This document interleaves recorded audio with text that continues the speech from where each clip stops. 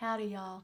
I got to thinking the other day about how when I was growing up, it was improper to say the word pregnant. I reckon it was considered a wordy dirt. Mama referred to it as being in the family way, and to get that way, you had to engage in the marriage act. Meemaw called it being with child. But it got me to studying on old mountain midwives. They were called granny wives here in rural Appalachia, and I stumbled across a legendary Appalachian midwife whose story needs to be told. Her name was Orlean Puckett, and her first name is written about 11 different ways, but some notary at some point wrote it down as Orlean, and that's what I'm going to call her. I couldn't find an exact birth year on her, but it was sometime in the mid-1800s in Surry County, North Carolina, which is in the northwestern part of the state. Think Mayberry and Mount Pilot from the Andy Griffith Show, which is really Mount Airy and Pilot Mountain. And Surry County borders both the Piedmont and the Blue Ridge Mountains in North Carolina, and to the north it borders Virginia in the Blue Ridge Mountains.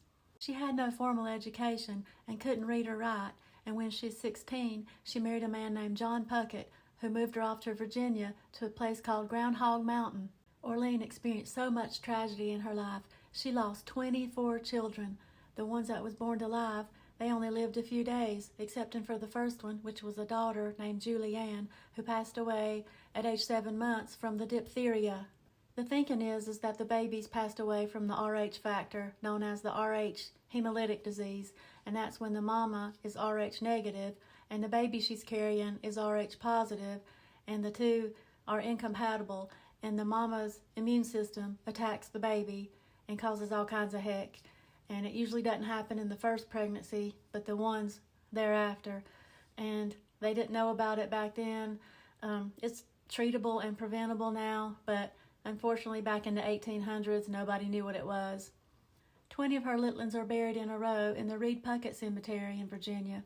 The other 4 are buried on top of Groundhog Mountain near their home. She was 37 when she had her last one. In 1889, they moved to Carroll County, Virginia, and that's when her midwifing commenced. She was about 45 or 50 years old at the time, and it all started when a neighbor came a-knocking, saying that his wife was fixing to pop out a baby, and Orlean went and helped, and with that, she went on to deliver babies the rest of her life. They wasn't no doctors or other granny midwives in the area, so it was up to her, and she had no training, she was illiterate, but she had skill and she had compassion, and she went all over the area birthing babies, and she'd go any time of the day or night in all manners of weather conditions. If it was icy, she'd put nails in the bottom of her outer shoes. If the laboring mama was a fur piece away, she'd ride her old gray mule named Rhodey, or her red horse named Roy, or if and she's lucky, she'd hitch a ride with somebody passing by on a horse and buggy. She carried a worn-out satchel that had things like scissors and twine and gauze and maybe some apple brandy for medicinal purposes only. And there wasn't no medicine to be had, but she knew them Appalachian folk remedies like tea and herbs and castor oil, which is still used to this day to stimulate labor. And she did things like put an axe under the bed if the mama was hemorrhaging after birth. And the proper word for bleeding out is exsanguinate. Another remedy she used is if when the labor stalled out, she'd do a feathering technique, and that's when she'd take a goose feather and put it in the fire and get it to smoldering, and then she'd put it under the laboring mama's nose, and it'd get her to having a coughing and a sneezing fit, and the baby would come right out. Now, nowadays they use a drug called Pitocin to get labor started up again, when all they have to do is use a goose feather. I'll have y'all to know that she delivered over 1,000 babies, and here's the clincher, not one single mama or baby were lost at a time when maternal and fetal mortality were at an all-time high. And one of her nieces said that she had borne 5 generations. She's delivering babies into her 90s. Miss Orlean never got paid in cash. It was always gifts or food like corn and beans, apples, honey, hog meat, fat back, maybe a live chicken or 2.